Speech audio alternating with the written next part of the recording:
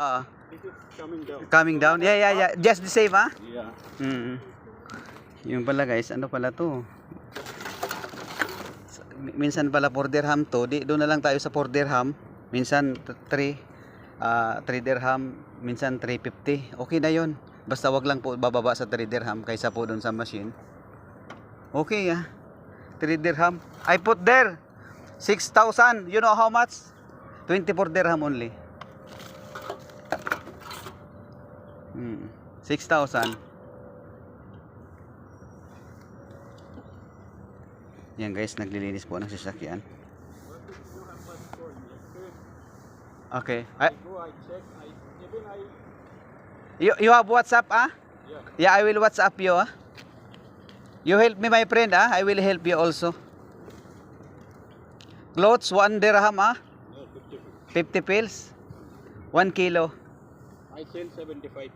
75 pills. 75. But I can get in anywhere here in the Tarascan, no problem, ah. It's okay, ah. Now you give me idea. Now it's better to send you than to Lulu machine. Better to your friend, 3 dirham 1 kilo in can. Kalas? Yan, tapos na po siya. For you. You buy chai. No problem. Take. No, it's okay. Take. No, take. This for you. Small things. Okay, bye-bye. I will call you, Take care, bye-bye. Okay. Yan na guys, umalis na po siya. Natulungan niya tayo. Nagkaroon po tayo ng idea. Yung isang Bangladesh nationality. Dahil lang sabi niya sa akin guys na mas mainam dun sa kakilala niya na bumibili po ng mga kalakal. Yung aluminum daw, 5 dirham ang 1 kilo. At yung inka naman, depende po sa kilo. Ay depende po sa sa parang gold daw din po yan Opo, minsan mataas at minsan mababa. Mainam na 'yun dahil hindi na po tayo logi sa ganun.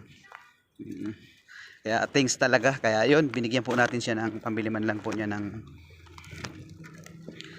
almusal niya. Ayaw sana niyang tanggapin dahil alam niya na namumulot po tayo ng basura. Pero ito guys, pinapamulot po natin ng basura ay ipinantutulong lang din po natin. Salamat talaga guys sa patuloy po na nandiyan kayo na sinusuportahan po nyo si Biyaherong Pag-abang Vlog. Thank you.